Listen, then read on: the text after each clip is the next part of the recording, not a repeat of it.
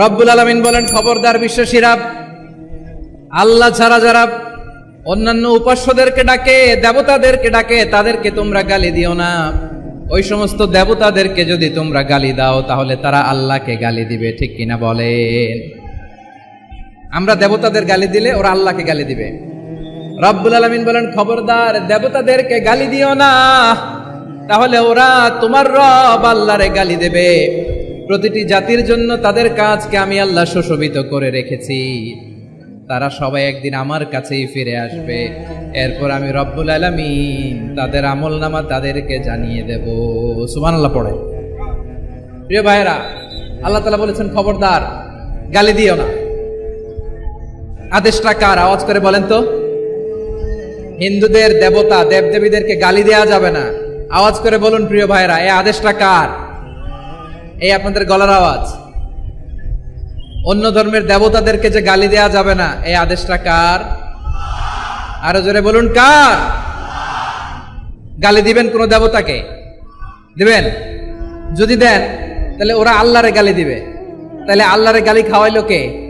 আপনি, ঠিক কিনা বলেন? আমি আল্লাহকে গালি খাওয়ানোর কারণ হলাম, কারণ আমি যদি গালি না দিতাম ওরা আমার রবকে গালি দিত না। আওয়াজ করে বলেন ঠিক কিনা? তাহলে প্রিয় ভাইয়েরা, ইসলাম আমাদেরকে শিখায়, সূরাতুল আনআমের 108 নম্বর আয়াত থেকে আমরা বুঝলাম কোন ধর্মকে ছোট করা যাবে না। অন্য ধর্মকে ছোট করা মানে ইসলামকে ছোট করা। অন্য ধর্মের দেবতাকে গালি দেওয়া মানে আল্লাহকে গালি খাওয়ানো। আওয়াজ করে বলেন ঠিক কিনা? খবরদার, এটা করা যাবে না।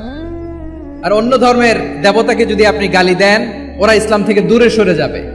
যাও ইসলামের প্রতি আকৃষ্ট হয়েছিল আর কোনোদিন ইসলামের ধারে কাছে আসবে না। আওয়াজ করে বলেন ঠিক কিনা? এজন্য কখনো কোনোদিন অন্য ধর্মের দেবতাদেরকে গালি দেয়া যাবে না। অন্য ধর্মের কোন দেবতাদেরকে আমরা গালি দিব না, গালি দিব না, বরং ইসলামের beauty, the beauty of Islam, ইসলামের সৌন্দর্যকে আমরা তুলে ধরব। আমরা যদি বিশ্বনবী সাল্লাল্লাহু আলাইহি ওয়াসাল্লামের জীবনের দিকে তাকাই তাহলে আমি দেখব বিষ্ণু ইসলাম মক্কাতে কিংবা মদিনাতে অন্য ধর্মের লোকদের সাথে খুব পিসফুলি লাইফ লিড করেছেন। হোক মুশরিক, হোক খ্রিস্টান, হোক ইহুদি, বিশ্বনবী সবার সাথে মিলেমিশে ছিলেন। আলহামদুলিল্লাহ বলেন। ইসলাম হচ্ছে পিসফুল রিলিজিয়ান। অন্য ধর্মের প্রতি সহনশীলতার সবক ইসলাম আমাদেরকে দেয়। কিন্তু প্রতিটি মুসলিমের এটা মনে রাখতে হবে, আল্লাহর কাছে পছন্দনীয় গ্রহণযোগ্য ধর্ম, জীবনাদর্শ একটি, সেটা হচ্ছে ইসলাম। আওয়াজ করে বলেন সেটা কি? আওয়াজ করে বলুন, আল্লাহর কাছে মনোনীত ধর্ম একটি, সেটা কি? এজন্য রব্বুল আলামিন বলেন, ইন্নাদ-দীনা ইনদাল্লাহিল ইসলাম, আল্লাহর কাছে মনোনীত গ্রহণযোগ্য অ্যাকসেপ্টেড ধর্ম মতাদর্শ একটা, সেটা হলো ইসলাম। ইসলাম ছাড়া অন্য কোন ধর্ম যদি কেউ তালাশ করে তার ওই ধর্ম আল্লাহ গ্রহণ করবে না। ওমাইয়াবতাগি গায়রাল ইসলামি দীনান ফালাই ইউকবালা মিন ওয়া হুয়া ফিল আখিরাতি মিনাল খাসিরিন।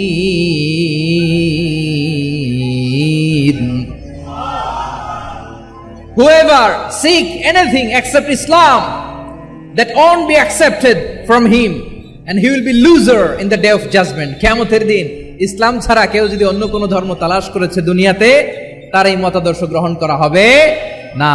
and he will be loser, সে হবে লুজার, ক্ষতিগ্রস্ত, হাই হাই কোম্পানির ম্যানেজার। ওর আমও শেষ, সালাও শেষ। আওয়াজ করে বলেন ঠিক কি না? এজন্য ইসলাম পেয়ে আমরা খুশি না বেজার?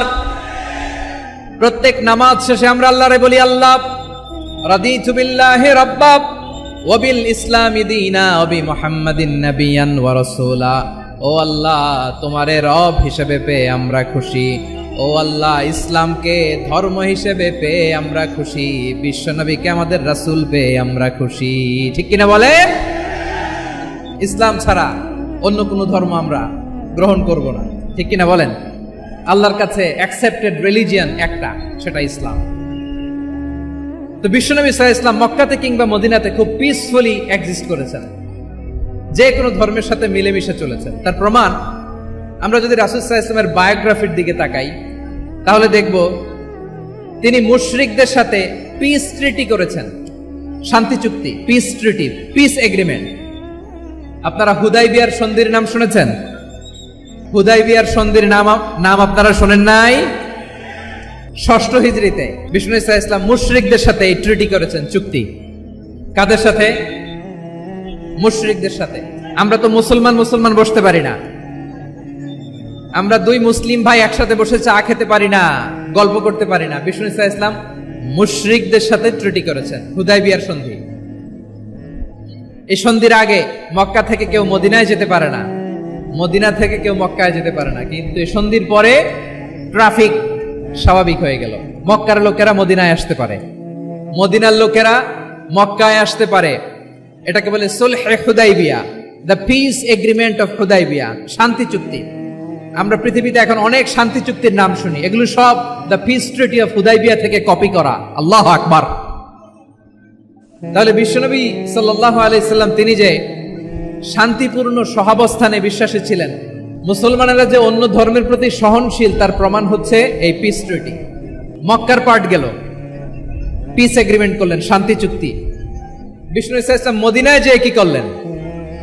মদিনায় যে বিষ্ণু ইসা ইসলাম মদিনা চার্টার করলেন, মদিনা সনদ, সাহিফাতুল মদিনা, এটার বলে মদিনা চার্টার। যে ওয়েস্টে, ইউরোপে, আমেরিকাতে তারা অনেক চার্টার করে, এই সব চার্টার মদিনা চার্টার থেকে কপি করা। আওয়াজ করে পড়েন সুবহানাল্লাহ। বিষ্ণু ইসা ইসলাম মদিনায় গেলেন, মদিনাতে মুসলিম, মুশরিক, ইয়াহুদি, এই তিন ধর্মের লোক মিলে সব স্টেক হোল্ডার যারা আছে সবাইকে নিয়ে বিষ্ণু ইসলাম মদিনা চার্টার করলেন, মদিনা সনদ। শুধু তাই নয়, মক্কাতে বিশ্বনবী পিস এগ্রিমেন্ট করলেন, শান্তি চুক্তি মুশরিকদের সাথে। মদিনাতে যে বিশ্বনবী মদিনা চার্টার করলেন, মদিনা সনদ করলেন ইহুদিদের সাথে। আবার মদিনাতে বিশ্বনবী ইহুদিদের সাথে পিস ডায়ালগ করলেন, ইন্টারফেথ ডায়ালগ করলেন, আন্তধর্মীয় সংলাপ করলেন। যেই সংলাপের মূল ভিত্তি ছিল তাওহীদ। মূল ভিত্তি ছিল কি? তাওহীদ।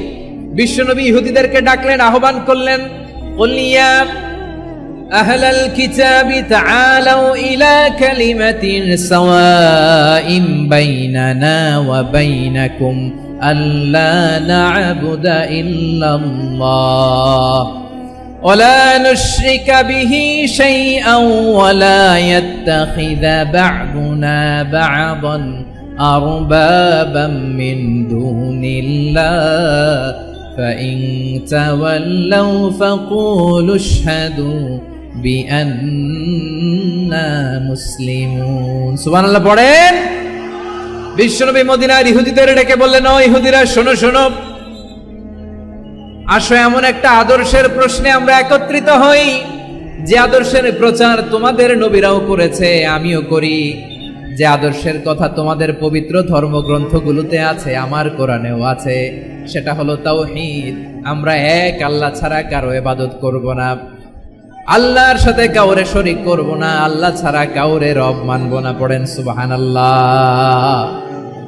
মদিনাতে যে তিনি মদিনা চার্টার করলেন, মদিনা সনদ, পিস ডায়ালগ করলেন, শান্তির সংলাপ, ইন্টারফেথ ডায়ালগ করলেন, আন্তধর্মীয় সংলাপ, যার ভিত্তি ছিল তাওহীদ। সুবহানাল্লাহ পড়েন। তাহলে অন্য ধর্মের প্রতি সব সময় ইসলাম সহনশীল, টলারেন্স। যদি আপনি দেখতে চান ইসলামের নবী বিশ্ব নবীর দিকে তাকান, ঠিক কিনা বলেন? আমরা তো সংখ্যালঘুদের রাইটস প্রোটেক্ট করার জন্য কত আইন বানাই, কত বৈঠক করি, কত সংবাদ সম্মেলন করি। বিষ্ণু সাল্লাল্লাহু আলাইহি ওয়াসাল্লাম সংখ্যালঘুদের রাইটসের ব্যাপারে, অধিকারের ব্যাপারে যে কথা বলেছেন, শুনলে আপনি অবাক হয়ে যাবেন। বিশ্বনবী বলেন, আলা মান যালামা মুআহাদান আও ইনতাকাসাহু আও কাল্লাফাহু ফাওকা তাআতিহি আও কাল্লাফাহু ফাওকা তাকাতিহি আও আখাযা মিনহু শাইআন বিগাইরি তিবি নাফসিন ওয়া আনা হাজিজুহু ইয়াউমাল কিয়ামা। খবরদার, জেনে রাখো, কেউ যদি কোনো সংখ্যালঘুর উপরে অত্যাচার করে, কোনো সংখ্যালঘুর প্রাপ্য থেকে যদি কেউ কাউকে ঠকায়, সংখ্যালঘুর উপর যদি কেউ কষ্ট দেয়, কোনো সংখ্যালঘুর সম্পদ যদি কেউ জোর করে কেড়ে নেয়, আমি কিয়ামতের দিন বিশ্বনবী ওই সংখ্যালঘুর পক্ষে আর ওই মুসলমানদের বিপক্ষে বাদী হয়ে দাঁড়াবো। সুবহানাল্লাহ বলতে পারলেন না? আল্লাহু আকবার। আপনি নামাজি, আপনি মুসল্লি, আপনি হাজী সাহেব, তাহাজ্জুদ পড়তে পড়তে কপালে দাগ ফেলে দিছেন, আপনার প্রতিবেশী হিন্দু, ভাবছেন আমার তো পাওয়ার আছে, ওর জমিটা দখল করি। বিশ্বনবী বলেন কিয়ামতের দিন ওই হিন্দুর পক্ষে তোর বিরুদ্ধে আমি বাদী হয়ে দাঁড়াবো। পৃথিবীর কোন ধর্মে এরকম স্টেটমেন্ট পাবেন? আপনি ভাবছেন আপনি নামাজ পড়লে হাজী সাহেব কপালে দাগ ফেলায় দিলে আপনি সেলসেলায় জান্নাতে চলে যাবেন না? খবরদার। বিশ্বনবী বলেন কোন সংখ্যালঘুর উপর যদি কেউ আক্রমণ করে, তার প্রাপ্য তাকে না দিয়ে যদি তাকে ঠকায়, তার উপর জুলুম করে, তার সম্পদ যদি কেড়ে নেয়, আমি নবী, তুমি মুসলিম হইতে পারো, মুসল্লি হইতে পারো, তার পক্ষে তোমার বিপক্ষে আল্লাহর দরবারে বাদী হয়ে দাঁড়াবো। কথা বুঝতে পারলে আওয়াজ করে উত্তর দেন। বিশ্বনবী যদি কারো বিপক্ষে দাঁড়ায় কিয়ামতের দিন, আই রিপিট, আমি আবারও বলছি, বিশ্বনবী যদি কিয়ামতের দিন কারো বিপক্ষে দাঁড়ায়, ও তো সেলসেলায়া জান্নাতি, তাই না? জান্নাতি না? যে নবীর সুপারিশ ছাড়া জান্নাতের গেটও দেখা যাবে না, ওই নবী যদি বলে তোর বিপক্ষে আমি বাদী হয়ে দাঁড়াবো, ওই জান্নাতে আর ঢোকার কোনো সুযোগ আমাদের থাকবে? এখানেই শেষ না, এখানেই শেষ নয়। বিশ্বনবী বলেন মান কাতালা মুআহাদান, বুখারীর বর্ণনা, মান কাতালা মুআহাদান লাম ইয়ারাহ রাইহাতাল জান্নাহ। কোন মুসলিম যদি অন্যায়ভাবে কোন সংখ্যালঘুকে হত্যা করে, কোন হিন্দুকে হত্যা করে, কোন বৌদ্ধরে হত্যা করে, অন্যায়ভাবে কোন মুসলিম যদি কোন সংখ্যালঘুরে হত্যা করে, জান্নাতে যাওয়া তো দূরের কথা, ওই মুসলিম জান্নাতের ঘ্রাণও পাবে না। সেই বুখারীর বর্ণনা, মান কাতালা মুআহাদান লাম ইয়ারাহ রাইহাতাল জান্নাহ ওয়া ইন্না রিহাহা লা ইউজাদু মিন মাসিরাতি 40 আমা। যে জান্নাতের ঘ্রাণ 40 বছর দূরের রাস্তা থেকেই পাওয়া যায়। সুবহানাল্লাহ পড়েন। প্রিয় ভাইরা, এখান থেকে জান্নাতে পৌঁছতে লাগবে 40 বছর। এত দূর। কত বছর? সবাই বলেন কত বছর? এখান থেকে জান্নাতে পৌঁছতে লাগবে 40 বছর। এত দূরে থাকতেই জান্নাতের ঘ্রাণ আপনার নাকে এসে ধাক্কা মারবে। বিষ্ণুই বলেন যে ব্যক্তি কোন সংখ্যালঘুকে হত্যা করে, জান্নাতে তো ঢুকতে পারবেই না, জান্নাতের ঘ্রাণও তার নাকে লাগবে না। পড়েন নাউযুবিল্লাহ। তাহলে সংখ্যালঘুদের ব্যাপারে ইসলামে অধিকার দেয়া আছে না নাই? আওয়াজ করে বলেন, আমার সংখ্যালঘু হিন্দু ভাইদের রাইটস, অধিকার আমাদের ইসলামে প্রোটেক্টেড আছে না নাই? এখানেই শেষ না। বিষ্ণু ইসলাম আপনার অমুসলিম প্রতিবেশীর সাথে ভালো আচরণ করতে বলেছে। আমাদের হয় না এটা মুসলিম পাড়া, ওটা বৌদ্ধ পাড়া, হয় না? অনেক সময় হয় না এটা আমাদের মুসলিম পাড়া, ওইটা হিন্দু পাড়া, এরকম আছে না নাই? হিন্দু যদি আপনার প্রতিবেশী হয় কি করবেন? ওরে কষ্ট দিবেন নাকি? কেন? ও তো হিন্দু, ও তো আমার আল্লাহরে ডাকে না, ওরে কষ্ট দিলে জায়েজ হবে না? খবরদার। বিষ্ণু ইসলাম বলেন মান কানা ইউমিনু বিল্লাহ ওয়াল ইয়াউমিল আখির ফালিউকরিম জারাহ। যে আল্লাহ বিশ্বাস করে আর আখিরাতে বিশ্বাস করে, সেজন্য প্রতিবেশীর সাথে ভালো আচরণ করে। কলিজা জুড়ায় যায় না আমার নবীর কথাগুলো শুনলে? যে আল্লাহ বিশ্বাস করে, যে আখিরাতে বিশ্বাস করে, সেজন্য প্রতিবেশীর সাথে ভালো আচরণ করে। এখানে বলছে মুসলিম প্রতিবেশী, নামাজি প্রতিবেশী বলছে, আল্লাহওয়ালা প্রতিবেশী বলছে না। প্রতিবেশী আস্তিক হোক নাস্তিক হোক, প্রতিবেশী মুমিন হোক মুশরিক হোক, প্রতিবেশী হইলেই তার সাথে ভালো আচরণের দরকার আছে না নাই? বিষ্ণু ইসলাম ওনার ইহুদি প্রতিবেশীদের দেখাশোনা করতেন। প্রতিবেশী আস্তিক হোক নাস্তিক হোক, মুসলিম হোক হিন্দু হোক, তার সাথে ভালো আচরণ করতে হবে। বিষ্ণু ইসলাম ওনার ইহুদি প্রতিবেশীর বাসায় যেতেন। কোন প্রতিবেশী? ইহুদি। আওয়াজ করে বলেন কোন প্রতিবেশী? ইহুদি। এক ইহুদি কিশোর বিষ্ণু ইসলামের খেদমত করতে, ইহুদি ছেলে আমার নবীর খেদমত করতো, তারা ছিল নবীর প্রতিবেশী। তো অনেকদিন হয় ইহুদি ছেলেটা আসে না। বিষ্ণুই খোঁজ দিলেন, ঘটনা কি? একটা ইহুদি ছেলে না আমার খেদমতে আসতো, ছেলেটা কই? খোঁজ নিয়ে জানলেন ছেলেটা অসুস্থ। বিষ্ণু ইসলাম ওই ইহুদির বাড়িতে চলে গেলেন ওই ছেলেটাকে দেখা করার জন্য, ভিজিট করার জন্য। সুবহানাল্লাহ পড়বেন না?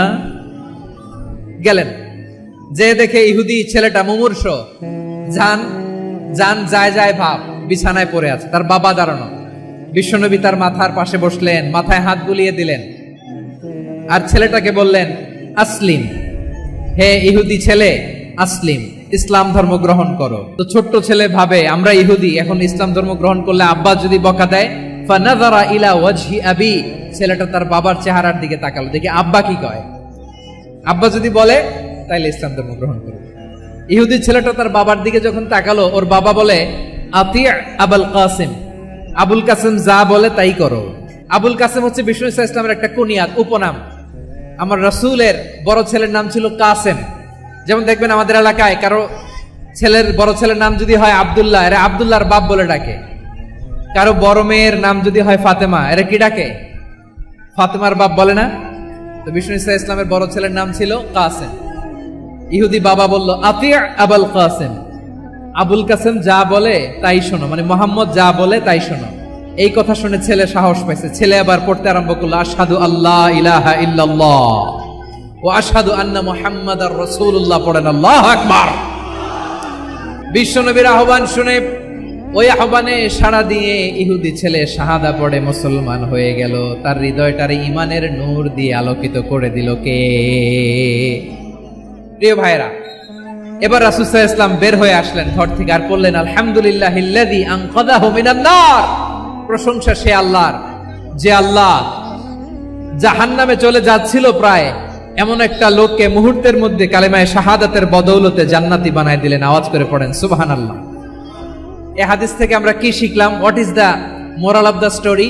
এক নম্বর স্টোরি হলো, প্রতিবেশী ইহুদি হোক হিন্দু হোক, যাবেন, সুসম্পর্ক রাখবেন, উপহার দিবেন, বিপদে পাশে দাঁড়াবেন। তাইলেই তো আপনাদের প্রতি, মুসলমানদের প্রতি তারা আকৃষ্ট হবে, ঠিক কিনা বলেন? আপনি যদি হিন্দুদের সাথে বৌদ্ধদের সাথে নাই মিশেন, নাস্তিকের কাছে নাই যান, তো ইসলামের সৌন্দর্যটা ওরা বুঝবে কেমনে? আমার অনেক হিন্দু পরিচিত ভাই আছে, ওরা আমাদের ইফতারির প্রোগ্রামে এসে একসাথে ইফতারি করে। আমি বলে, আসো, welcome welcome to my dinner, আসো বসো। বসলেই তো আমি ওর ডিএনএ, চিন্তার ডিএনএ চেঞ্জ করে দেওয়ার সুযোগ পাবো। চিল্লায় বলো ঠিক কিনা? আসতে হবে আমার কাছে। Our door is open. The door of Islam is open 24/7. সব সময় আমাদের ইসলামের দরজা আমার অমুসলিম ভাইদের জন্য খোলা আছে না নাই? এই হাদিস থেকে দুইটা শিক্ষা। এক নম্বর শিক্ষা, প্রতিবেশী মুসলিম হোক অমুসলিম হোক, যান। অসুস্থ হইলে একটু আপেল নিয়ে যান, আঙ্গুর নিয়ে যান, কমলা নিয়ে যান। ইসলামের বিউটি দেখে, সৌন্দর্য দেখে অবাক হবে। নসিব ভালো হলে কোনোদিন কালিমা পড়ে মুসলমান হয়ে যাবে। তাহলে অমুসলিমের সাথে ভালো সম্পর্ক। বিশ্বনবী ইহুদির বাড়িতে গেলেন, ইহুদির বাড়ি, আর আমার মুসলমান ভাই আমার কাফের বলে, এরকম আছে না নাই? মুসলিমরা দেখতে পারে না, সহ্য করতে পারে। বিষ্ণু ইসলাম ইহুদির বাড়িতে গেলেন, এটা একটা শিক্ষা। আরেকটা শিক্ষা হলো, এই হাদিস থেকে আমাদের শিক্ষা হলো, আমার প্রতিবেশী যেই ধর্মের হোক আমি সম্পর্ক রাখবো। অসুস্থ হলে যাব, কি বলেন ভাইরা? যাবেন না? যাবেন না আপনারা? আচ্ছা, 2 নম্বর শিক্ষা হলো, বিষ্ণু ইসলামের খাদেম ছিল ইহুদি, এতদিন খেদমত করলো, একদিনও বিশ্বনবী ওরা কালিমার দাওয়াত দেয় নাই। কারণ কি? বিশ্বনবী একটা ভালো সময়ের অপেক্ষা করতেছিলেন, প্রপার টাইমিং। দাঈর কাজ হচ্ছে দাঈ ইলাল্লাহ, সে হচ্ছে সুযোগ সন্ধানী। দাঈ সুযোগ খোঁজে, কখন দাওয়া দিলে ব্যাটে বলে হবে, ঝোপ বুঝে কোপ মারে, ঠিক কিনা বলেন? বিষ্ণু ইসলাম ভালো সময়ের অপেক্ষা করতেছিলেন, দেখি ভালো সময় আসুক আসুক আসুক আসুক। আস্তে আস্তে এমন সময় আসছে, ছেলে এবার মুমূর্ষ। অসুস্থ ব্যক্তির হৃদয় অত্যন্ত নরম থাকে। হসপিটালে যখন কেউ যায় তার হৃদয়টা বড্ড নরম থাকে, মৃত্যুর ভয়ে তার অন্তরটা নরম থাকে, ঠিক কিনা বলেন? এই প্রপার টাইমিং এর অপেক্ষা করতেছিলেন। যখনই টাইমিং পেয়েছেন, দাওয়াত দিলেন, পড়ো লা ইলাহা ইল্লাল্লাহ, সুবহানাল্লাহ পড়েন সবাই। তাহলে ইসলাম অমুসলিম প্রতিবেশীর সাথে ভালো আচরণ করতে বলে। ইসলাম অমুসলিম মাতা পিতার সাথেও ভালো আচরণ করতে বলে। মাতা পিতা যদি অমুসলিম হয়, তারা ফেলে দিতে পারবেন? পারবেন? অনেক হিন্দু ছেলে আমাদের হাতে শাহাদা পড়ে মুসলিম হয়, কিন্তু ওর মা মুসলমান হয় নাই, বাবাও হয় নাই। এরকম আছে না নাই? তো ও হয়েছে মুসলিম, মা বাপ হিন্দু, এখন মা বাপ কি বাদ? হ্যাঁ, মা বাপ বাদ দেয়া যাবে? যেই মা আপনারে 9 মাস 8 মাস পেটে ধারণ করলো, আপনার মায়ের নার ছেঁড়া ধন, আপনি ওই মারে বাদ দিতে পারবেন? যে মায়ের বুকের তাজা দুধ খেয়ে আপনি আজকে বাড়ন্ত তাজা তরতাজা, ওই মারে বাদ দেয়া যাবে? মাকে তো বাদ দেয়া যায় না। ওয়াকাদা রাব্বুকা আল্লা তা'বুদু ইল্লা ইয়্যাহ ওয়া বিল ওয়ালিদাইনি ইহসানা। আল্লাহ বলে, অবধারিত 2টা ভার্ডিক্ট তোমাদের জন্য, এক আল্লাহর ইবাদত করবা আর মা বাবার প্রতি ইহসান করবা। আদেশটা কার? মা বাবার প্রতি ইহসান করতে হবে। আমার মা হিন্দু হোক, ভালো আচরণ করতে হবে, বৌদ্ধ হোক, ভালো আচরণ করতে হবে। আমার যে সমস্ত হিন্দু ভাইয়েরা মুসলিম হয়েছে, তোমাদের মা বাবা এখনো মুসলমান হয় নাই, তাদের সাথে ভালো আচরণ করতে হবে। আপনাদের খেদমত নিজে করতে হবে, অথবা খেদমতের ব্যবস্থা করাই দিতে হবে। মান্থলি যে খরচ লাগে এটা দিতে হবে। আরে তুমি এখন মুসলিম, তোমার মা বাবা হিন্দু, এখনই তো সুযোগ ইসলামের সৌন্দর্য দেখানোর। এখন মা বাবা যদি দেখে আরে এটা হিন্দু থাকতে তো বদমাইশ ছিল, বেয়াদব ছিল, কি এমন ধর্ম সে গ্রহণ করলো যেটা গ্রহণের সাথে সাথে সে পাল্টে গেল, কি এমন ধর্ম সে গ্রহণ করেছে যেটা তার জীবনকে আলোকিত করে দিয়েছে, নসিব ভালো হলে তারাও কালিমা পড়ে মুসলমান হয়ে যাবে। বিষ্ণু ইসলামের স্ত্রীর নাম ছিল আয়েশা রাদিয়াল্লাহু তাআলা আনহা, আবু বকর রাদিয়াল্লাহু তাআলা আনহুর মেয়ে। আবু বকর রাদিয়াল্লাহু তাআলা আনহুর আরেক মেয়ের নাম হচ্ছে আসমা। কি নাম? দুজনই আবু বকর রাদিয়াল্লাহু তাআলা আনহুর মেয়ে, আসমা আর আয়েশা। নাম দুটো কেমন লাগে? আসমা নামটা কেমন লাগে? আয়েশা নামটা কেমন লাগে? সবার ভালো লাগে নাই? নাম দুটো আপনাদের ভালো লাগে? লালমনিরহাটে অনাগত যদি কন্যা সন্তান হয়, যদি মনে চায় আসমা রেখে দিতে পারবেন, যদি মনে চায় আয়েশা রেখে দিয়েন। দেশে বিদেশে এয়ারপোর্টে রাস্তা ঘাটে শুধু বলে হুজুর একটা নাম দেন, আমার ছেলের একটা নাম দেন, মেয়ের একটা নাম দেন। তো আমার মনে আছে যশোরের 8 দিনের মাহফিলে আমি একটা দুইটা নাম দিয়েছিলাম। আজকে লালমনিরহাটের এই প্রোগ্রামে কন্যা সন্তান যদি হয় দুটা নাম দিলাম, আসমা কিংবা আয়েশা। ইনশাআল্লাহ পড়েন। দুজন বোন, এক মায়ের না, বাবা এক মা দুজন। আয়েশা রাদিয়াল্লাহু তাআলা আনহার মায়ের নাম উম্মে রুমান, আর আসমা রাদিয়াল্লাহু তাআলা আনহার মায়ের নাম কুতাইলা বিনতে আব্দুল উজ্জা। আবু বকর রাদিয়াল্লাহু তাআলা আনহু 4টা বিয়ে করেছিলেন। একই ঘটনা ঘটেছে এই ফ্যামিলিতে। আসমা ইসলাম ধর্ম গ্রহণ করে মুসলিমা, কিন্তু তার মা কুতাইলা মুশরিকা। আই রিপিট, বোঝার জন্য আমি আবারও বলি, আসমা রাদিয়াল্লাহু তাআলা আনহা মুসলিমা, আর আসমার মা কুতাইলা। আওয়াজ করে বুঝে থাকলে বলেন আসমার মা। তার মানে মেয়ে মুসলিম, মা অমুসলিম, ভেজাল আছে না নাই? কিন্তু কুতাইলা আর ধৈর্য ধারণ করতে পারে না। নার ছেড়া ধন, কলিজার টুকরা ধন, কলিজার টুকরা সন্তান আসমারে দেখতে বড্ড মন চায়। সাইয়েদনা আসমা রাদিয়াল্লাহু তাআলা আনহা মক্কা থেকে হিজরত করে মদিনায় চলে গেলেন। হুদাইবিয়ার পর যখন মক্কা মদিনার ট্রাফিক স্বাভাবিক হলো, মক্কার লোক মদিনায় যায়, মদিনার লোক মক্কায় আসে। কুতাইলা কলিজার টুকরা সন্তান আসমারে দেখার জন্য কিছু উপহার নিয়ে বিশাল মরু পথ পাড়ি দিয়ে মক্কা থেকে মদিনায় যায়। সুবহানাল্লাহ বলেন। এখন মা আসছে মেয়ের সাথে দেখা করতে, মেয়ে তো আর দেখা দেয় না। মেয়ে ভাবছে আমার মা তো মুশরিকা, অপবিত্রা, তার সাথে কি দেখা দেয়া যাবে? বিশ্বনবীর দরবারে চলে গেলেন। সুবহানাল্লাহ বলেন। কি সৌভাগ্যবান ছিল তারা, মাসলা জানার দরকার হলেই নবীর দরবারে চলে যেত। ঘরে বউয়ের সাথে ঝগড়া হলে নবীর দরবারে চলে যেত। অনেক সাহাবী বলে আমার পেটে ক্ষুধা লাগলো আমি নবীর কাছে চলে যেতাম, কারণ নবীর চেহারার দিকে তাকালেই আমার পেটের ক্ষুধা মিটে যেত। সাইয়েদনা আসমা রাদিয়াল্লাহু তাআলা আনহা বিশ্বনবীর কাছে চলে গেলেন, যে বললেন ইয়া রাসূলুল্লাহ, হে ইয়া হাবিবাল্লাহ, ইন্না উম্মি কাদিমাতুন ইলাইয়া ওয়া হিয়া রাগিবা। আমার মা মক্কা থেকে অনেক দূর মরুর পথ পাড়ি দিয়ে উপহার সামগ্রী নিয়ে মদিনায় আমার সাথে দেখা করতে এসেছে গো নবী। আমার জানতে বড্ড ইচ্ছে হয় আমি আমার মুশরিকা মায়ের সাথে একটু দেখা করতে পারবো কিনা। আফা আসিলুহা, আগে যেমনি আমি আমার মায়ের সাথে ভালো আচরণ করতাম, যেমনি আমি আমার মায়ের সাথে সদাচরণ করতাম গো নবী, এখন আমি মুসলিমা, মা মুশরিকা, এখনো কি আগের মতো সদাচরণ করতে পারবো নাকি? বিশ্বনবী বললেন নাম সিলিহা, হ্যাঁ রে আসমা, অবশ্যই অবশ্যই, আগে ঠিক যেমন তুমি তোমার মায়ের সাথে ভালো আচরণ করতে, এখনো তেমনি আগের মতো ভালো আচরণ করবা। আওয়াজ করে পড়েন সুবহানাল্লাহ। কি ইসলাম আমরা পেয়েছি! কত ব্রড মাইন্ডেড আমাদের ইসলাম, কত ওপেন মাইন্ডেড ইসলাম, কত ওপেন আপ করতে পারে, চিন্তা করতে পারেন। বিষ্ণু বললেন হ্যাঁ অবশ্যই, নাম সুলিহা, আগে যেমনি ভালো আচরণ করছো আসমা, এখন ওইরকমই করো, পারলে আরো বাড়াই করো। সুবহানাল্লাহ বলেন। তাহলে আমার যে হিন্দু ভাইয়েরা, হিন্দু বোনেরা, ইমানের বদৌলতে দৌলতে আপনি ধন্য হয়েছেন, আপনার আম্মা আব্বা এখনো মুসলমান হয় নাই, তাদের জন্য দোয়া করেন, তাদের জন্য দোয়া করেন, আল্লাহ যেন তাদেরকেও ইমানের দৌলত দান করে। আমরা সবাই পড়ি আমিন, আরো জোরে পড়েন আমিন। এখন বলেন ইসলাম কি ন্যারো মাইন্ডেড রিলিজিয়ান না ব্রড মাইন্ডেড? যুবক ভাইরা আওয়াজ করো, ইসলাম কি ন্যারো মাইন্ডেড না ব্রড মাইন্ডেড? কতটা ব্রড মাইন্ডেড দেখেন। বিশ্বনবী সাল্লাল্লাহু আলাইহি সাল্লাম অমুসলিমরা যদি নবীকে উপহার দিত, ওই উপহারও বিশ্বনবী গ্রহণ করতেন। সুবহানাল্লাহ পড়েন। আপনার অমুসলিম বন্ধু যদি উপহার দেয়, সেটাও আপনি নিতে পারবেন, যেটা নেওয়া জায়েজ। কিন্তু আপনার বন্ধু যদি আপনার মদের বোতল দেয়, নিতে পারবেন? হ্যাঁ, মদের বোতল দিলে পারবেন। আপনার বন্ধু যদি আপনার পর্ক দেয়, পর্ক, শুকরের গোশত মিশ্রিত কোনো খাবার, ওটা নিতে পারবেন না। হালাল যে কোনো জিনিস নিতে পারবেন। বিশ্বনবী সাল্লাল্লাহু আলাইহি ওয়াসাল্লাম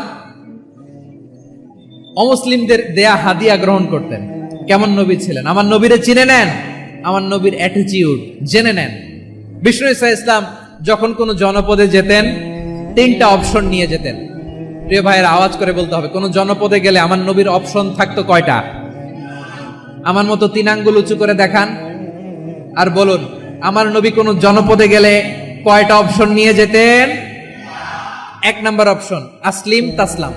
নতুন এলাকায় গেলে বলতেন আসলিম তাসলাম, ইসলাম ধর্ম গ্রহণ করো, শান্তিতে থাকবা, আমার ভাই হয়ে যাবো, আমরা ভাই ভাই। ইসলাম মানো, আমরা ভাই ভাই। অপশন নাম্বার কত? 1। যদি বলে না ইসলাম মানবো না, ওকে, অপশন নাম্বার 2, মুসলিম হওয়ার দরকার নাই, লা ইকরাহা ফিদ্দিন, ইসলামে কোনো বাড়াবাড়ি নাই। খ্রিস্টান আছো থাকো, বৌদ্ধ আছো থাকো, ইহুদি থাকতে চাও থাকো, কিন্তু আমরা যেহেতু রিজিওনাল সুপার পাওয়ার, আমাদের আন্ডারে থাকো, ট্যাক্স দিয়া থাকো, এটার বলে জিজিয়া। আলেম যারা আছেন বুঝবেন, এটার আরবিতে কি বলে? জিজিয়া। You pay us the tax, we will give you the security. তোমরা ট্যাক্স দিবা, আমরা সিকিউরিটি দিব, আমাদের আওতায় থাকবা, কেউ তোমাদেরকে আক্রমণ করতে পারবে না, আমরা নিরাপত্তা দিব। সুবহানাল্লাহ বলেন। এটা অপশন নাম্বার কত? আচ্ছা, বুঝে থাকলে বলেন, 1 নাম্বার অপশন কি ছিল? ইসলাম। ইসলাম মানো, শান্তিতে থাকবা, ভাই ভাই, আমরা ভাই ভাই। অপশন নাম্বার 2, ট্যাক্স দাও, আমরা নিরাপত্তা দিব, মুসলিম হওয়া লাগবে না। এখন 1 নাম্বারও মানে না, 2 নাম্বারও মানে না, মুসলিম হবো না, ভালো, খ্রিস্টান থাকো, ট্যাক্স দাও, আমরা সিকিউরিটি দিব না, এইটাও মানি না। বিষ্ণু বলেন, তাহলে তলোয়ার আমাদের আর তোমাদের মাঝে ফয়সালা করবে। মুসলিমও হবো না, ট্যাক্স দিবা, নিরাপত্তা দিব, আমরা সুপার পাওয়ার, আমাদের আন্ডারে থাকবে, এইটাও না। তাহলে তোমাদেরকে তো আমরা বিশ্বাস করতে পারি না, কখন না কখন বিশ্বাসঘাতকতা করো, কার সাথে মিলে হাত মিলাও, তলোয়ার আমাদের মাঝে ফয়সালা করবে। তখন তিনি সশস্ত্র সংগ্রামের ঘোষণা দিতেন। সুবহানাল্লাহ পড়েন। বিষ্ণু ইসলাম 7ম হিজরিতে যখন খায়বার বিজয়ের পরে ইসলাম রিজিওনাল সুপার পাওয়ার হিসেবে আত্মপ্রকাশ করলো, বিশ্বনবী চিঠি লিখলেন অন্যান্য সুপার পাওয়ারের কাছে, রাষ্ট্রীয় চিঠি লেখে এক রাষ্ট্রপ্রধান আরেক রাষ্ট্রপ্রধানের কাছে। ঠিক কিনা বলেন? জানেন না আপনারা? এই যে 24-এর ছাত্র নাগরিক অভ্যুত্থানে, এই অভ্যুত্থান যখন শুরু হয়, আমি তখন সাউথ আফ্রিকাতে একটা স্ট্যাটাস দিয়েছিলাম, কোটা নয়, গোটা দেশ সংস্কার করা লাগবে। শুধু বাংলাদেশ নয়, সারা বিশ্বের বাংলা ভাষাভাষী লোকেরা এই আন্দোলনের সাথে সমর্থন করেছে, এটাকে সাপোর্ট করেছে, তারা সমর্থন দিয়েছে। আমাদের ইউনাইটেড আরব আমিরাতের বাংলাদেশি ভাইয়েরা, তারা সেখানে রাস্তায় নেমে এসেছিল, জানেন? ওইখানে ডেমনস্ট্রেশন করা যায় না, সেখানকার সরকার তাদেরকে যাবজ্জীবন দিয়েছিল। তখন আমাদের এই যে প্রধান উপদেষ্টা ডক্টর মোহাম্মদ ইউনূস সরাসরি G2G বলে, এটারে G2G, government to government, G2G, উনি চিঠি লিখলেন যে তাদেরকে, ইউর হাইনেস, হে সম্মানিত আমির, আপনি আমার এই চিঠির কারণে আমার সম্মানে এই 53 জন বাংলাদেশিকে মাফ করে দেন। এই চিঠির বদৌলতে বেকসুর খালাস পেয়ে গিয়েছিল আমাদের ভাইরা। জানেন না এই ঘটনা আপনারা? তাহলে গভর্নমেন্ট টু গভর্নমেন্ট চিঠি দেওয়া হয়। 7ম হিজরিতে বিষ্ণু ইসলাম সব সুপার পাওয়ারের কাছে চিঠি দিলেন, রোমান সম্রাটের কাছে, পারস্য অধিপতির কাছে, মিশরের অধিপতির কাছে, সবার কাছে চিঠি লিখলেন। চিঠির ভাষা ছিল এরকম, মিন মুহাম্মাদিন রাসূলিল্লাহ ইলা মুকাওকিস আযীমিল কিবত, মুহাম্মদ রাসূলুল্লাহর পক্ষ থেকে মিশরের বাদশার কাছে, আসলিম তাসলাম, ইসলাম মানো, শান্তিতে থাকবা, সালামুন আলা মান ইত্তাবাআল হুদা, শান্তি তার জন্য যে হেদায়েতের অনুসরণ করে। সুবহানাল্লাহ পড়েন। এই চিঠি অনেকে ভালোভাবে রিসিভ করেছে, অনেকে এই চিঠি পাওয়ার পরে নবীর কাছে আবার ইন রিটার্ন উপহার পাঠিয়েছে। কি পাঠিয়েছে? উপহার। মিশরের বাদশা মুকাওকিস, তিনি বিশ্বনবীকে বিশাল এক উপহারের ডালি পাঠিয়েছেন। মিশরের বাদশা মুকাওকিস ছিলেন ধর্মে খ্রিস্টান। ভাইরা আওয়াজ করে বলেন, মিশরের বাদশা ধর্মে কি ছিল? খ্রিস্টান। কি উপহার দিয়েছিল আমার নবীকে? শুনতে মনে চায়? 1000 স্বর্ণ মুদ্রা। 1000 স্বর্ণমুদ্রা। 2টা খ্রিস্টান দাসী, একজনের নাম মারিয়া বিনতে শামউন আল কিবতিয়া, আরেকজনের নাম সিরিন বিনতে শামউন আল কিবতিয়া। একজন খ্রিস্টান দাস 20 থান কাপড় জামা বানানোর জন্য, আমরা নবী যেন সেলাই করে জামা বানাতে পারে এজন্য 20 থান কাপড়, 20 থান ফাইন গার্মেন্ট, সুবহানাল্লাহ পড়বেন না? এরপরে একটা গাধা যেটার নাম ছিল উফাইর, আর একটা খচ্চর, এটার নাম ছিল দুলদুল। খচ্চর চেনেন? গাধা আর ঘোড়ার ক্রসিং এ যে প্রাণীটা দুনিয়াতে আসে ওটার খচ্চর বলে। তো এই যে সুপার পাওয়ার, খ্রিস্টান বাদশার কাছে নবী চিঠি লিখলেন, ওই খ্রিস্টান বাদশা আমার নবীকে উপহার দিল, বিশ্বনবী এই উপহারগুলো সানন্দে গ্রহণ করেছে। সুবহানাল্লাহ পড়বেন না? তাহলে অমুসলিম কেউ যদি আপনাকে উপহার দেয়, হালাল উপহার হলে আপনি গ্রহণ করতে পারবেন। অনুরূপ ভাবে পারস্যের বাদশা, রোম সম্রাট বিশ্বনবীকে উপহার পাঠিয়েছেন, আমার নবী সবগুলো উপহার গিফট গ্রহণ করেছেন। সুবহানাল্লাহ বলেন। তাহলে প্রিয় লালমনিরহাট, আওয়াজ করে বলুন, ইসলাম কি ন্যারো মাইন্ডেড রিলিজিয়ন না ব্রড মাইন্ডেড? আম্মাজান আয়েশার কাছে মাসালা জানতে চায় মেয়েরা, হে আম্মাজান, অগ্নি উপাসকেরা তাদের ঈদের দিন নওরোজের সময় আমাদেরকে পাখি দেয়, নেওয়া যাবে? উনি বললেন, যদি ফলমূল এরকম খাবার দেয় এগুলো নেওয়া যাবে। তার মানে অমুসলিমদের দেয়া উপহার এটা গ্রহণ করা যায়। সুবহানাল্লাহ বলেন। শুধু তাই নয়, বিষ্ণু ঈসা ইসলাম অমুসলিমদের সাথে আর্থিক লেনদেনও করেছেন, ফিনান্সিয়াল ডিলিং করেছেন। আমরা প্রায় দেখি বাজারের মিষ্টির দোকানগুলো আমার হিন্দু ভাইদের, মিষ্টির দোকান, দইয়ের দোকান কারা চালায়? হিন্দুরা চালায় না। তারপরে যে বারবার শপ, চুল কাটে যে নাপিত, অধিকাংশ নাপিতের দোকানে কারা? আমার হিন্দু ভাইরা। আপনি চুল কাটতে পারবেন কিনা? পারবেন কিনা বলেন? পারবেন। তার দোকান থেকে দই মিষ্টি কিনতে পারবেন কিনা? হ্যাঁ, আমার মুসলিম ভাইয়ের দোকান থাকলে ওইটারে আমি বেশি প্রায়োরিটি দিব, ঠিক কিনা? কিন্তু যদি তাদের সার্ভিস নিতে চান, প্রোডাক্ট নিতে চান, পারবেন। তার দলিল সহিহ বুখারী, আম্মা জান আয়েশা রাদিয়াল্লাহু তাআলা আনহা বলেন, ইশতারা রাসূলুল্লাহ সাল্লাল্লাহু আলাইহি ওয়াসাল্লাম মিন ইয়াহুদিয়িন তুআমান ওয়া রাহানাহু দিরআহু মিন হাদিদ। রাসূল সাল্লাল্লাহু আলাইহি ওয়াসাল্লাম এক ইহুদির কাছ থেকে, কার কাছ থেকে? সবাই বলে নাই, কার কাছ থেকে? আমার নবী, পেয়ারা নবী এক ইহুদির কাছ থেকে জব কিনেছিল, জব, বার্লি, যেটা দিয়ে রুটি বানায়। ওই জবের দাম দেওয়া টাকা পয়সা নবীর কাছে ছিল না, ফলে নবী ওনার একটা পোশাককে মর্গেজ রেখেছিলেন, মর্গেজ, বন্ধক, যে এখন এটার দাম দিতে পারবো না, কয়েক কেজি বার্লি নিয়ে যাই আর বন্ধক হিসেবে আমার জামাটা রেখে গেলাম, যেদিন দাম দিব ওই দিন জামাটা ছুটাই নিয়ে যাব। সুবহানাল্লাহ পড়বেন না? বাকিতে নিছিলেন, বাকিতে। দিরআহু মিন হাদিদ, লোহার তৈরি বর্ম, মানে যুদ্ধের পোশাক, লোহা দিয়ে বানানো। বিষ্ণুনবী বললেন, কয়েক কেজি জব দাও, টাকাটা পরে দিব, এখন টাকা নাই, বন্ধক হিসেবে, মর্গেজ হিসেবে আমার জামা রেখে গেলাম, যখন টাকা দিব জামা ছুটায় নিব। আওয়াজ করে বলতে হবে সুবহানাল্লাহ। এ থেকে বোঝা গেল অমুসলিমদের সাথে ফিনান্সিয়াল ডিলিং করা যায়, অর্থনৈতিক লেনদেন করা যায়, কেনাবেচা করা যায়, প্রোডাক্ট কেনা যায়। এমনকি আমাদের মসজিদে নববীতে বারান্দায় আপনারা একটা অটোমেটিক ফ্লাইং আমব্রেলা দেখছেন? সূর্য যখন বাড়ে মসজিদে নববীর বারান্দায়, ইয়ার্ডের মধ্যে অটোমেটিক্যালি কিছু আমব্রেলা আছে, শাঁ করে খুলে যায়, আর সূর্যের তাপ লাগে না। আবার সন্ধ্যাবেলায় এই আমব্রেলাগুলো ওরা ক্লোজ করে ফেলে, দেখেন নাই না? দেখছেন? এই মসজিদে নববীকে সর্বোচ্চ উন্নত মানের কনস্ট্রাকশন ইনফ্রাস্ট্রাকচারে ডেভেলপ করার জন্য কর্তৃপক্ষ কিছু অমুসলিম ইঞ্জিনিয়ারের, ডিজাইনারের সহায়তা নিয়েছিল। সুবহানাল্লাহ বলেন। কোন দলিলের ভিত্তিতে? এই দলিলের ভিত্তিতে যে বিষ্ণু ঈসা ইসলাম অমুসলিমদের সাথেও লেনদেন করেছেন। আওয়াজ করে বলতে হবে আল্লাহু আকবার। শুধু তাই নয়, ইন কেস অফ ইমার্জেন্সি, প্রয়োজনে ইসলামের খাতিরে, ইসলামকে সামনের দিকে এগিয়ে নিয়ে যাওয়ার জন্য অমুসলিমদের সাপোর্ট নেওয়া জায়েজ আছে। সুবহানাল্লাহ বলেন। অমুসলিমদের সাপোর্ট নেয়া, তাদের থেকে অর্থ নেয়া, পলিটিক্যাল সাপোর্ট, পলিটিক্যাল অ্যাসাইলাম নেওয়া জায়েজ আছে। আমাদের অনেক বিশ্ববরেণ্য দায়ীরা আমেরিকায় অস্থায়ীভাবে অ্যাসাইলাম নিয়ে থাকে, নিজের দেশে গেলে ফাঁসিতে ঝুলাই দিবে। যুগ যুগ ধরে দায়ীদের উপর এরকম অত্যাচার আর নির্যাতন আছে না নাই?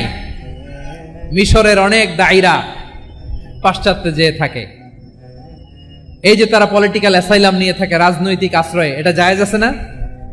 এটা যে জায়েজ আছে তার প্রমাণ স্বয়ং বিশ্বনবী সাল্লাল্লাহু আলাইহি ওয়াসাল্লাম পলিটিক্যাল সাপোর্ট নিয়েছিলেন অমুসলিমদের কাছ থেকে। সুবহানাল্লাহ বলেন। খুব মজাদার একটা ঘটনা শুনবেন। আপনাদের আগ্রহ দেখে তো মনে হয় না শোনার ইচ্ছা আছে। আমার ভাইরা, বিশ্বনবীর বয়স তখন প্রায় 51 বছর। কত বছর? বিশ্বনবীর সবচেয়ে কাছের মানুষ খাদিজা রাদিয়াল্লাহু তাআলা আনহা ইন্তেকাল করেছেন। বিশ্বনবী বড্ড কষ্ট পেলেন, হৃদয়টা ভেঙে খান খান।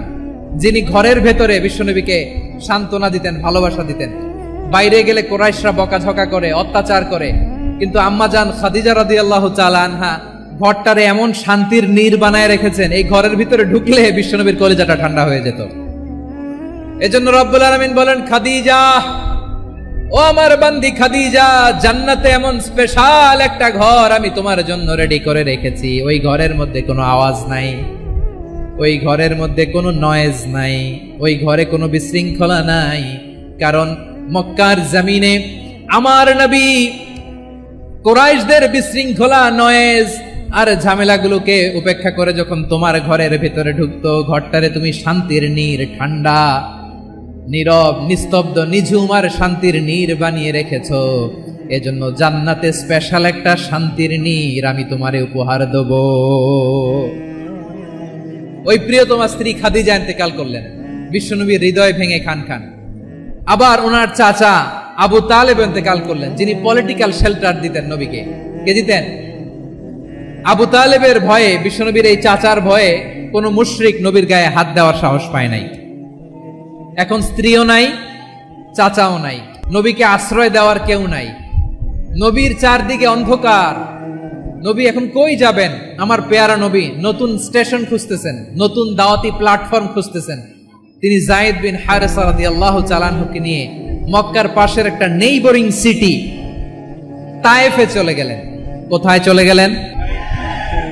তায়েফে চলে গেলেন দিনের দাওয়াত দেওয়ার জন্য। কি দেওয়ার জন্য? নাকি জমি কিনতে গেছিলেন? জমি কিনতে, দুনিয়ার যশ খ্যাতির জন্য, নিজের কোনো লাভের জন্য? তায়েফবাসীদেরকে জাহান্নামের আগুন থেকে বাঁচানোর জন্য। আওয়াজ করে বলতে হবে ঠিক কিনা? বিশ্বনবী বিশাল মরুপথ, পাহাড়ি পথ পাড়ি দিয়ে তায়েফের মরুজমিনে গেলেন কোরআনের দাওয়াত নিয়ে, ইমানের দাওয়াত নিয়ে। কিন্তু তায়েফের লোকেরা বিশ্বনবীর দাওয়াতকে শুধু প্রত্যাখ্যান করেই থামে নাই, তারা বিশ্বনবীর সাথে অত্যন্ত খারাপ আচরণ করেছে। বিশ্বনবীকে শারীরিকভাবে হেনস্থা করেছে, আমার নবীকে শারীরিকভাবে অত্যাচার করেছে, আমার পেয়ারা নবীর গায়ে পাথর মেরেছে, বিশ্বনবীর গা বেয়ে ঝরঝর করে রক্ত ঝরেছে, নবী জামিনের মধ্যে লুটিয়ে পড়েছেন, আবার মেরেছে, আবার নবী হাঁটতে শুরু করলেন, পেছন থেকে আবার মেরেছে, আবার নবী রক্তাক্ত হয়ে জামিনের মধ্যে লুটিয়ে পড়লেন, আবার মেরেছে। বিশ্বনবীর মতো এত সুশ্রী মানব, বিশ্বনবীর মতো এত শুভ্র মানব, বিশ্বনবীর মতো এমন চমৎকার দেহাবয়ব দিয়ে রব্বুল আলামিন কাউকে বানান নাই। এরকম চমৎকার মানুষটাকে তারা তায়েফের ওই জমিনে রক্তাক্ত করেছে। বিশ্বনবী দুনিয়ার কোনো স্বার্থের জন্য সেখানে যান নাই, নিজের কোনো লাভের জন্য, প্রাপ্তির জন্য যান নাই, তায়েফবাসীদের জাহান্নামের আগুন থেকে বাঁচাতে গিয়েছেন। ঠিক কিনা বলেন? ধরুন আমার সাথে, হাজার ব্যথা বেদনার পরে ফিরে আসনি তুমি আপন ঘরে, দিনের আলো তুমি ছড়িয়ে দিতে চলে গেলে মদিনায় মক্কা ছেড়ে। হে রাসূল তোমাকে ভুলি আমি কেমন করে, হে রাসূল তোমাকে ভুলি আমি কেমন করে। ঠিক কিনা বলে? প্রিয় ভাইরা, তায়েফের ছেলেরা নবীকে রক্তাক্ত করলো। আমার নবী কই যাবে? কই যাবে? মক্কায় জায়গা নাই, তায়েফে জায়গা নাই। তায়েফ থেকে ভারাক্রান্ত মন নিয়ে আমার নবী মক্কায় ফিরে আসলেন। বিশ্ব নবী মক্কায় ঢুকতে পারেন না। মক্কার মরুভূমির দিকে তাকিয়ে, উপত্যকার দিকে তাকিয়ে বিশ্বনবী ধা ধা করে কাঁদেন, ঝরঝর করে নবীর চেহারা মোবারক থেকে চোখের পানিগুলো বেয়ে বেয়ে পড়ে। আমার জন্মস্থান, আমার শৈশব, কৈশোর, যৌবন কেটেছে এই মক্কায়, আমার এলাকায় আমি ঢুকতে পারি না। বিশ্বনবী মক্কার অনতি দূরে দাঁড়িয়ে যায়েদকে পাঠালেন, যায়েদ যাও দেখো কেউ আমাকে সাপোর্ট করার মতো আছে কিনা। যাও অমুকের কাছে যাও। সাইয়েদনা যায়েদ গেলেন, তারাও প্রত্যাখ্যান করে ফিরিয়ে দেয়। বিশ্বনবী বললেন যাও অমুক লোকের কাছে যাও, তিনিও প্রত্যাখ্যান করে ফিরিয়ে দিলেন। কেউ বিশ্বনবীকে আশ্রয় দিতে রাজি হয় না। নিজ জন্মভূমিতে বিতাড়িত বিশ্বনবী, সর্বশেষ বিশ্বনবী বললেন যাও মুতঈম ইবনে আদির ঘরে যাও। মুতঈম ইবনে আদি মুশরিক, তার কাছে যাও। গেলেন, মুতঈম ইবনে আদি রাজি হয়ে গেল। সুবহানাল্লাহ বলেন। দেখেন, অনেক বিপদের সময়ও আমি নিজে সাক্ষী, সামাজিকভাবে রাজনৈতিকভাবে কত ঝঞ্ঝা, কত ষড়যন্ত্র, কত কনস্পাইরেসি পাড়ি দিয়ে আমাদেরকে সামনে এগিয়ে যেতে হয়। এই শত্রুদের ভেতরেও একজনকে দাঁড় করিয়ে দেয় যে আল্লাহর কোরআনের জন্য রেডি হয়ে যায়। পড়েন সুবহানাল্লাহ। মুতঈম ইবনে আদি, আল্লাহ তার মনকে নরম করে দিলেন। মুতঈম বলে, মুহাম্মদ আমি তোমাকে আশ্রয় দিব। তার দুই ছেলেকে পাঠালেন, যাও খোলা তলোয়ার নিয়ে, স্কট দিয়ে, গার্ড অফ অনার দিয়ে মুহাম্মদকে মক্কায় ঢুকাও আর বলো আমি আমান দেব। আমান কি দিব? আমান মানে সিকিউরিটি, নিরাপত্তা। সিকিউরিটি ছাড়া, আমান দেওয়া ছাড়া কেউ থাকতে পারতো না মক্কায়। দুই ছেলে বিষ্ণু ঈসা ইসলামকে নিয়ে আসলো। নবী কাবার চারদিকে তাওয়াফ করলেন, নামাজ পড়লেন।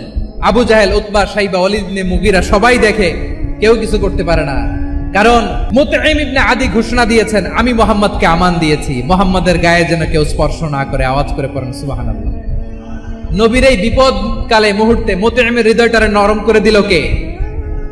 আচ্ছা লালমনির হাটের ভাইয়েরা বলেন, এই মুতঈম কি মুসলিম ছিল না মুশরিক? সবাই বলতে হবে মুসলিম না মুশরিক? তাহলে মুশরিকের কাছ থেকে নবী পলিটিক্যাল অ্যাসাইলাম, আধুনিক রাষ্ট্রবিজ্ঞানের ভাষায় পলিটিক্যাল অ্যাসাইলাম, যেটাকে বলে রাজনৈতিক আশ্রয়, উনার আমান বা নিরাপত্তার এই ঘোষণায় তিনি মক্কায় ঢুকলেন। যতদিন নিরাপত্তা ছিল ছিলেন। মুতঈম যখন মারা গেল, বিষ্ণু ঈসা ইসলাম হিজরত করে মদিনায় চলে গেলেন। সুবহানাল্লাহ। কিন্তু মুতঈম যে বিশ্বনবীর উপকার করছে এটা বিশ্বনবী ভুলে নাই। আমাদের অনেকে আছে উপকার করার পরে আর খেয়াল থাকে না, খাওয়ার পরে গলা দিয়ে নামলে আর খেয়াল থাকে না। এরকম আছে না নাই? আমার নবী ভুলে নাই। বদরের প্রান্তরে 70 জন কাফেরকে যখন বন্দী করে বিশ্বনবীর সামনে হাঁটু গেড়ে দাঁড় করানো হলো, বসানো হলো 70 জন কাফের, বিশ্বনবী তাদের দিকে তাকিয়ে বললেন, সহিহ বুখারীর বর্ণনা, লাউ কানাল মুতঈম ইবনে আদি হাইয়ান সুম্মা কাল্লামানি হাউলাইন নাতনা লা তারাকতুহুম লাহু। বদরের প্রান্তরে 70 জন বন্দী কাফিরের দিকে তাকিয়ে আমার নবী বললেন, আজকে মুতঈম ইবনে আদি যদি বেঁচে থাকতো আর তোমাদের 70 জনের ব্যাপারে যদি মুতঈম এক বাক্যে একটা সুপারিশ করত, তার সম্মানে আজকে তোদের সবাইরে আমি মাফ করে দিতাম। সুবহানাল্লাহ নাই? ওই যে চিল্লাচিল্লি যে কথা বোঝে নাই, কোন জিনিস মিস করছে ওরা নিজেরাও বোঝে নাই। বিশ্বনবী মুতঈমের এই সাহায্যের কথা বলে নাই। 70 জন মুশরিক হাঁটু গেড়ে বসা, নবী চাইলে এখনই এক্সিকিউশন অর্ডার দিতে পারে। তিনি বললেন, আজকে যদি মুতঈম বেঁচে থাকতো আর মুতঈম যদি তোদের জন্য সুপারিশ করতে, এই আবর্জনাগুলোর ব্যাপারে সুপারিশ করতে, আমি মুহূর্তেই তোদেরকে এমনি মাফ করে দিতাম। এবার বলেন, ইসলাম কি ন্যারো মাইন্ডেড না ব্রড মাইন্ডেড? শুধু তাই নয়, যাকে যে সম্মান দেয়ার আমার নবী দিতেন, হোক আস্তিক হোক নাস্তিক, হোক মুসলিম হোক অমুসলিম। বিষ্ণু ঈসা ইসলাম যখন রোমান সম্রাটের কাছে চিঠি লিখেছেন, রোমান সম্রাটের কাছে বিশ্বনবী যখন চিঠি লিখলেন মিন মুহাম্মদ রাসূলিল্লাহ ইলা হিরাকলা আযীমির রোম, মুহাম্মদের পক্ষ থেকে হিরাক্লিয়াসের কাছে, যিনি হচ্ছেন আযীমির রোম। এটা নবী নিজ থেকে বানায় লিখছেন অতিরিক্ত সম্মান দিয়ে। কোন রাষ্ট্রপ্রধান যখন আসে তাদেরকে আমরা কি বলি জানেন? তার নামের শেষে HE এটা লিখতে হয়, H.E. মানে হিজ এক্সেলেন্সি। কি লেখে? হিজ এক্সেলেন্সি অথবা ইউর হাইনেস, ইউর ম্যাজেস্টি। দেখেন, বিশ্বনবী সাল্লাল্লাহু আলাইহি ওয়াসাল্লাম সব নবীদেরও নবী। তিনি একজন মুশরিক খ্রিস্টান সম্রাট, রোমান সম্রাটের কাছে চিঠি লিখতে যায়, লিখতেছে ইলা হিরাকলা আযীমির রোম, হিরাক্লিয়াসের কাছে আমার চিঠি, যিনি রোমের আযীম, হিজ হাইনেস, মানে রোমের অনেক সম্মানিত এক বাহাদুর। আওয়াজ করে বলেন সুবহানাল্লাহ। তার মানে যাকে যে সম্মান দেয়ার এটা বিশ্বনবী দিতেন। এমনকি যেই ইহুদিরা ভালো ছিল, এই ইহুদিদেরও প্রশংসা করেছেন বিশ্বনবী মুহাম্মদুর রাসূলুল্লাহ সাল্লাল্লাহু আলাইহি ওয়াসাল্লাম। এক ইহুদির প্রশংসা করেছেন বিশ্বনবী। ইহুদির কার? কার? আমি তো আমার ভাইয়ের প্রশংসা করি না, আমি তো এক আলেম আরেক আলেমরে স্পেস দেই না, আমি তো এক দায়ী আরেক দায়ীর সাথে বসতে চাই না। আমার নবী ইহুদির প্রশংসা করে। কার প্রশংসা? ওই ইহুদির নাম ছিল মুখাইরেক। সিরাত গ্রন্থ ঘাটলে পাবেন। তিনি বলেছেন মুখাইরেক খাইরু ইয়াহুদ, Mukhayriq is the best of the Jews. জুইসদের মধ্যে সে সবচেয়ে ভালো। কেন প্রশংসা করলেন তার? এর কারণ মদিনা চার্টারে কথা ছিল সব ধর্মের মুসলিম, মুশরিক, ইহুদিরা মিলে মদিনাকে রক্ষা করবে। কিন্তু তৃতীয় হিজরিতে যখন উহুদের যুদ্ধ শুরু হলো, সবার কথা ছিল যেই আক্রমণ করে আমরা মদিনাকে বাঁচাবো। কোন শহরকে বাঁচাবো? কুরাইশরা যখন অ্যাটাক করলো, ইহুদিরা আর আসে না, ইহুদিরা আর বেরোয় না। বিষ্ণু বললেন, ওহে ইহুদিরা, তোমরা না চুক্তি করলে আমার সাথে যে মদিনা বাঁচাতে সবাই ঝাঁপিয়ে পড়বো, আসো। একটা ইহুদিও বেরোয় না, কেউ আসে নাই সেদিন, একজন ছাড়া। তার নাম মুখাইরেক। তার নাম কি? মুখাইরেক বাহাদুরের মতো ঘোড়সাওয়ার হয়ে বেরিয়ে গেলেন এবং বললেন, গোটা ইহুদি সাম্রাজ্যের একজনও যদি না আসে, আমি মুখাইরেককে কেউ ঘরে আটকে রাখতে পারবে না। বেরিয়ে আসলেন, এসে বললেন, আমি মুহাম্মদের পক্ষে যুদ্ধ করব। আমি মারা গেলে আমার সম্পদ আমার উত্তরাধিকারীরা পাবে না, আমার সম্পদ তোমরা মুহাম্মদকে দিয়ে দিবা। সুবহানাল্লাহ বলেন। উহুদের ময়দানে 70 জন মুসলমান শহীদ হলো। এই ইহুদি সেও মুসলমানের পক্ষে যুদ্ধ করে নিহত হলো। সুবহানাল্লাহ বলেন। মুসলিমদের লাশ যখন নিয়ে আসা হলো, এই মুখাইরিকের লাশও নিয়ে আসা হলো। মুসলিমদের লাশের পাশে মুখাইরিকের লাশ দেখে বিশ্বনবী মুখাইরিকের প্রতি অনেক খুশি হলেন। আর বিশ্বনবী খুশি হয়ে বললেন, মুখাইরিক খায়রু ইয়াহুদ, মুখাইরিক যদিও তুমি ইহুদি, তারপরে তুমি সব ইহুদিদের মধ্যে সেরা ইহুদি। পড়েন সুবহানাল্লাহ। আমার নবী ইহুদিকেও সম্মান দিতে কার্পণ্য করে নাই। আওয়াজ করে বলেন আল্লাহু আকবার। প্রিয় ভাইরা, এবার সর্বশেষ আওয়াজ করে বলেন, ইসলাম কি ন্যারো মাইন্ডেড নাকি ব্রড মাইন্ডেড? সবাই বলেন, ন্যারো মাইন্ডেড না ব্রড মাইন্ডেড? এজন্য অমুসলিম হইলেই তারা আমাদের শত্রু নয়। শত্রু কারা? যে সমস্ত অমুসলিম আমাদেরকে নিশ্চিহ্ন করে দিতে চায়, যে সমস্ত অমুসলিম আমাদের ভূখণ্ড থেকে আমাদেরকে তাড়িয়ে দিতে চায়, যে সমস্ত অমুসলিম আমার ধর্ম নিয়ে তুচ্ছতাচ্ছিল্য করে চিল্লায় বলেন ঠিক কিনা, তারা আমাদের শত্রু। সাধারণ অমুসলিমরা আমার শত্রু নয়। এই যে হিন্দুরা থাকে, এরা আমার ভাই, বৌদ্ধরা আমার ভাই, খ্রিস্টানরা আমার ভাই, ইহুদিরা আমার ভাই। তারা দিনই ভাই নয়, তারা মায়ের পেটের ভাই নয়, তারা মানবিক দিক থেকে ভাই। ও মানুষ, আমিও মানুষ। ইসলাম মানুষকে সম্মান করে, চিল্লায় বলো ঠিক কিনা। যারাই আমাদের ইসলামকে নিশ্চিহ্ন করতে চায়, তাদের বিরুদ্ধে আমাদের সংগ্রাম। আওয়াজ করে বলতে হবে ঠিক কিনা। ওই সমস্ত দুর্বৃত্তদের সাথে আমাদের কোনো সম্পর্ক নাই। আমরা যদি ঐক্যবদ্ধ থাকতে পারি, ওই দুর্বৃত্তরা চান্স পাবে না।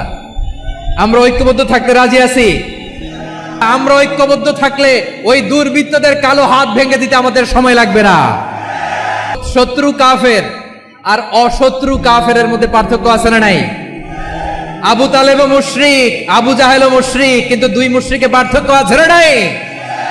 আবু তালেব নবীর চাচা, মুশরিক, মারা গিয়েছে মুশরিক অবস্থায়, কিন্তু আজীবন আমার নবীকে আগলে রেখেছে, আমার নবীকে সাপোর্ট করেছে, ভালোবেসেছে।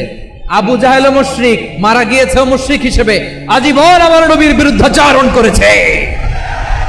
আবু জাহেলের শক্তি, সামর্থ্য, স্ট্র্যাটেজি, প্ল্যান সব আমার নবীর বিরুদ্ধে ছিল। আবু জাহেলের কারণে একটা দিন শান্তিতে আমার নবী মক্কায় ঘুমাতে পারে নাই। চিল্লায় বলেন ঠিক কিনা।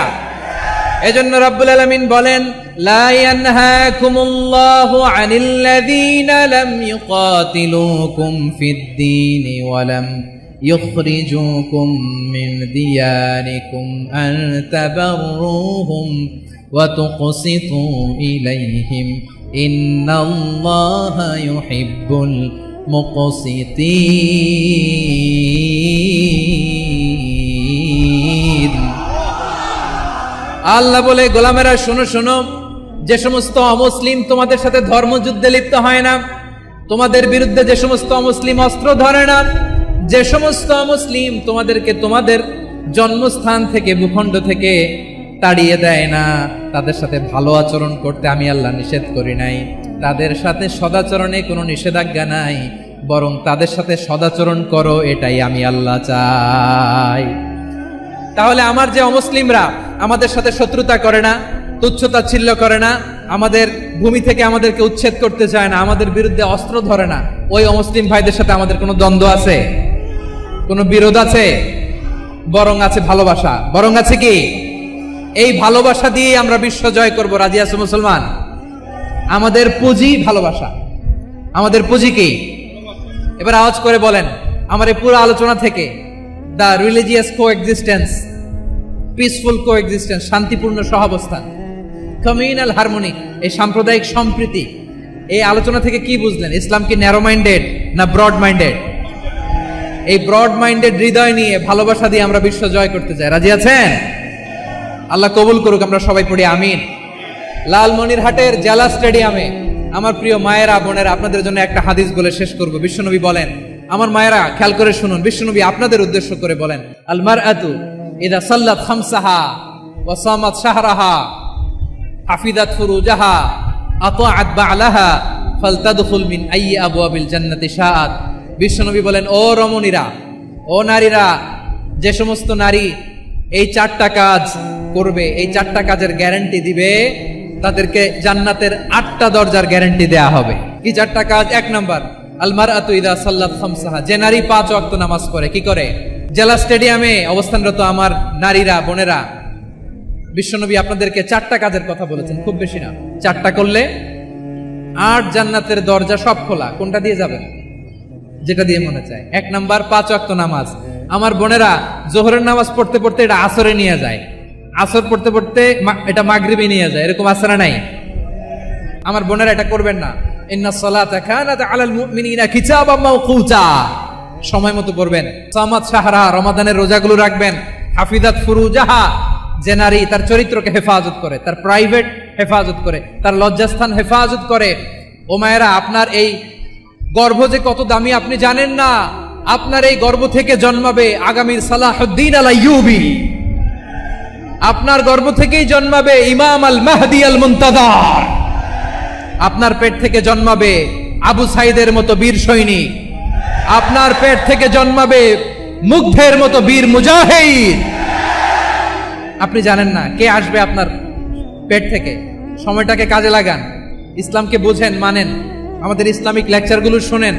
আমরা যে বার্তাগুলো, ইনস্ট্রাকশনগুলো, দিক নির্দেশনাগুলো আপনাদের খেদমতে রাখি, এগুলো মেনে চলুন। আপনিই পারেন আপনার ঘরটাকে জান্নাতের টুকরা বানাতে। একটা family, it's a very big institution and you are the MD, the managing director of this institution. চিল্লায় বলেন ঠিক কিনা? চাইলেই পারেন ঘরটারে জান্নাতের টুকরা বানাতে। 5 ওয়াক্ত সালাত, রমাদানের রোজা, নিজের চরিত্রের হেফাজত, ও আতাআত বা'লাহা, স্বামীর আনুগত্য। এটাতে অনেকে ভুল করে থাকে। হায় রে আমার বোনেরা, স্বামীর আনুগত্যকে এটা নিজের অপমান মনে করবেন না। আপনার স্বামী আপনার সবচেয়ে বড় গার্ডিয়ান, তিনি আপনার সবচেয়ে ভালো চায়। নারী কখনো গার্ডিয়ানশিপের বাইরে থাকতে পারে না। হয় আপনি বাবার গার্ডিয়ানশিপের ভেতরে, বাপ না থাকলে ভাই আপনার গার্ডিয়ান, ভাই না থাকলে চাচা গার্ডিয়ান, বিয়ের পরে আপনার স্বামী আপনার গার্ডিয়ান। শরিয়া সম্মত স্বামীর আদেশগুলো আপনি মেনে চলবেন, কিন্তু শরিয়া বিরুদ্ধ কোনো আদেশ মানতে আপনি বাধ্য নয়। আওয়াজ করে বলুন সবাই ঠিক কিনা? এই 4টা কাজ যদি কোনো নারী করে, বিশ্বনবী বলেন জান্নাতের 8টা দরজা খোলা, তোমার যেটা দিয়ে মনে চায় সেটা দিয়ে জান্নাতে তুমি এন্ট্রি নিতে পারবা। আমরা এখানে লালমনিরহাটের সোহরাওয়ার্দী ময়দানে আজকে যেমন একত্রিত হতে পারলাম, আল্লাহর জান্নাতেও যেন একত্রিত হতে পারে। আল্লাহ তুমি তৌফিক দান করো। আল্লাহ আমার এই কলিজার টুকরা যুবক ভাইদেরকে তুমি উমরে ফারুকের মতো কবুল করো। জেলা স্টেডিয়ামে অবস্থানরত আমার মা বোনদেরকে তুমি ফাতেমার মতো, খাদিজার মতো কবুল করো। আমাদের কলিজার টুকরা সন্তানদেরকে তুমি সালাহুদ্দিন আল আইয়ুবীর মতো কবুল করো। এই যে ইসলামিক সোসাইটি লালমনিরহাটকে আল্লাহ তুমি কবুল করো। আল্লাহ যে কথাগুলো বললাম এগুলো প্রথমে আমাকে, আমার সব ভাইদেরকে আমল করার তৌফিক দান করো। রব্বানা যালামনা আনফুসানা ওয়া ইন লাম তাগফির লানা ওয়া তারহামনা লানাকুনান্না মিনাল খাসিরিন। রব্বানা আতিনা ফিদ দুনিয়া হাসানাতাও ওয়া ফিল আখিরাতি হাসানাতাও ওয়া কিনা আযাবান নার। রব্বুল আলামিন, আরশের মালিক, লক্ষ লক্ষ তাওহীদি জনতা দুনিয়ার কোনো কিছুর আশায় নয়, দুনিয়ার কোনো কিছুর জন্য নয়, তোমার কোরআনের প্রেমে, ইসলামের প্রেমে হাজির হয়েছে। আল্লাহ আমার ভাইদেরকে কবুল আর মঞ্জুর করে দাও। ইসলামের জন্য এই গণজোয়ার, এই উচ্ছ্বাস, এই এনার্জি শক্তিগুলোকে আগামীর ইসলামের জন্য কবুল আর মঞ্জুর করে নাও। রব্বানা তাকাব্বাল মিন্না ইন্নাকা আনতাস সামিউল আলিম ওয়া তুব আলাইনা ইয়া মাওলানা ইন্নাকা আনতাত তাওয়াবুর রহিম। সুবহান রাব্বিকা রাব্বিল ইজ্জাতি আম্মা ইয়াসিফুন ওয়া সালামুন আলাল মুরসালিন।